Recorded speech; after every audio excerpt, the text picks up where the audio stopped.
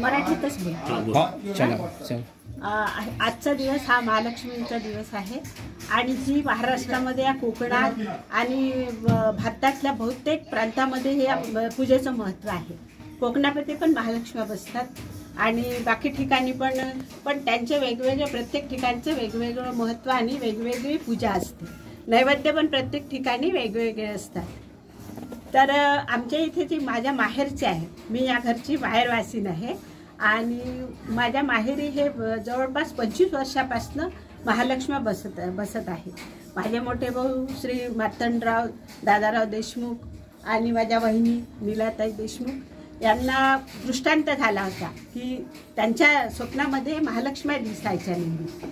तर त्यांना असं वाटलं की हे का बरं आपल्याला दिसत आहे. त्यांनी मग त्यांच्या महाराजांना गुरुजींना विचारलं. त्यांनी सांगितलं तुमच्या आधीच्या जुन्या लोकांमध्ये ह्या होत्या पण त्या खंडित झाल्या, तर ह्या तुम्हाला सुरू करायच्या आहेत. तर ते मोठे भाऊ असल्यामुळे त्यांनी ह्या सुरू केल्या. तेव्हापासून ही परंपरा आणि हा कार्यक्रम आमच्या घरी नेहमीच सुरू असतो. या कार्यक्रमामध्ये आम्ही सर्व लोक, माझे भाऊ, माझ्या बहिणी, भाचे सुना, सगळे नातू वगैरे सगळे एकत्र येतो.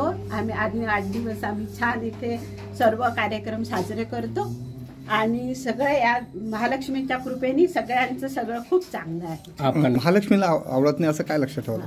या पूजेमध्ये सगळ्यात महत्त्वाचं काय स्वच्छता आणि तिचं काटेकोर पालन करणं. तिचे जे नियम आहेत, जसं 16 सगळं पूजा, तिचा नैवेद्य हा तुम्हाला नियमित आणि व्यवस्थित करावा लागतो. किंवा जेवण झाल्यानंतर तर हात कुठेही धुवून आपण कुठे हात धुतो ते इथे चालत नाही. ते बाहेर जाऊन हात धुवावे लागतात बेसिनमध्ये, किंवा ते पाणी असं गटरमध्ये वगैरे जायला नको, हात धुते. तो एक प्रसाद असतो महालक्ष्मीचा. समुद्रामध्ये आणि समुद्र म्हणतात, ते समुद्र तयार करतात, त्याच्यामध्ये हात धुतले जातात. आणि बाकी तर महालक्ष्मींना समजा आता एवढ्या मोठ्या कुटुंबात काही चूकभूल झाले तर आपण प्रत्यक्ष महालक्ष्मींना नमस्कार करून आम्हाला माफ करा म्हणून केलं तर ती आपल्याला कृपा करणार. आणि असंही प्रकार आहे. आरती नंतर आम्ही बहुतेकदा पाहिलेलं आहे की जे नैवेद्य वाढलेला असतो त्याच्यामध्ये तिच्या बोटाच्या किंवा याच्या खुणा आम्ही पाहण्यात आलेला आहे या 25 वर्षामध्ये. आणि त्याचा आम्हाला सगळ्यांनाच अनुभव आलेला आहे.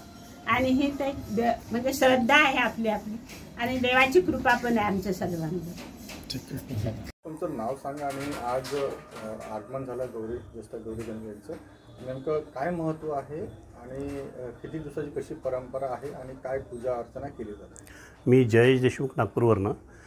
या ठिकाणी ज्येष्ठ गौरीचंच म्हणजे महालक्ष्मीचं आज आगमन झालेलं आहे. या माहेरवाशिनी 2.5 दिवसासाठी आपल्या माहेरी येत असतात. आजचा आव्हानाचा दिवस असतो, उद्याचा महाप्रसाद असतो आणि तिसऱ्या दिवशी हे विसर्जन होत असते. तर ही परंपरा अनेक वर्षापासून चालत आलेली आहे आणि म्हणजे शेकडो हजारो वर्षापासून ही परंपरा सुरू आहे. तर आमच्या विशेष घराचं म्हणजे असं झालं होतं की एका पिढीमध्ये हे खंडित झालं होतं, पण आमच्या गुरु महाराज म्हणजे कप्ती महाराजांच्यामुळे हे आम्ही परंपरा पुन्हा सुरू केली. आज जवळजवळ 25 ते 26 वर्ष झाली ही परंपरा आमच्याकडे सुरू आहे. आणि या निमित्तानं सगळे इष्टमित्र, नातेवाईक हे सगळे या ठिकाणी येत असतात.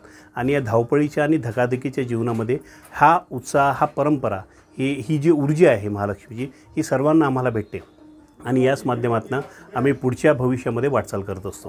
महालक्ष्मीचं व्रत हे तसं पाहिलं तर कठीण व्रत असतं, पण मी खरंच मनापासून सांगतो तुम्हाला की जसं जरी हे व्रत कठीण असलं तरी ज्यावेळेला याच्या कार्यामध्ये आम्ही सहभाग घेतो, पूर्ण कुटुंब सहभाग घेतं, त्यावेळेला या ठिकाणी कार्यक्रम झाल्यानंतर तो शीन पूर्णपणे निघून गेलेला असतो. याच्यामध्ये पहिल्या दिवशी आव्हान केलं जात असतं आणि या ठिकाणी बरेचशा म्हणजे रास ठेवणे, ओटी ठेवणे, या सगळ्या गोष्टी असतात. आणि त्याच्यानंतर महाप्रसादाच्या दिवशी सगळ्यांना जेवण असतं. तर त्याच्यामध्ये पुरणपोळीपासून सगळा स्वयंपाक असतो, 16 भाज्या, 16 चटण्या, या सगळ्या गोष्टी त्याच्यामध्ये असतात. पण ह्या काटेकोरपणे आणि नियमाने पालन करूनच करावं लागतं. हे व्रत तसं कठीण आहे, पण या माध्यमातून जर तुम्ही याचं केलं तर याचा भरभराट तुम्हाला निश्चित दिसून येतील. तुमच्या जीवनामध्ये या सगळ्या गोष्टीचा निश्चित फरक पडत असतो. या ठिकाणी या पूजेमध्ये म्हणजे महाप्रसादाच्या दिवशी आंबील आणि कथलीला भयानक महत्त्व आहे. आणि सहसा ही आंबील किंवा कथली प्रसादाला दिली तर चालते, पण बाहेर नेता येत नाही. त्याच्यामुळे त्याची पाळणूक करणं खूप महत्त्वाची आहे. आणि या माध्यमातून तुम्हाला या प्रसादाचा नक्कीच लाभ घेता येतो, पण आंबील कथली कुणालाही देता येत नाही. त्याच्यामुळे हे व्रताचं काटेकोरपणे पालन सगळ्या भक्तांनी करावं लागतं.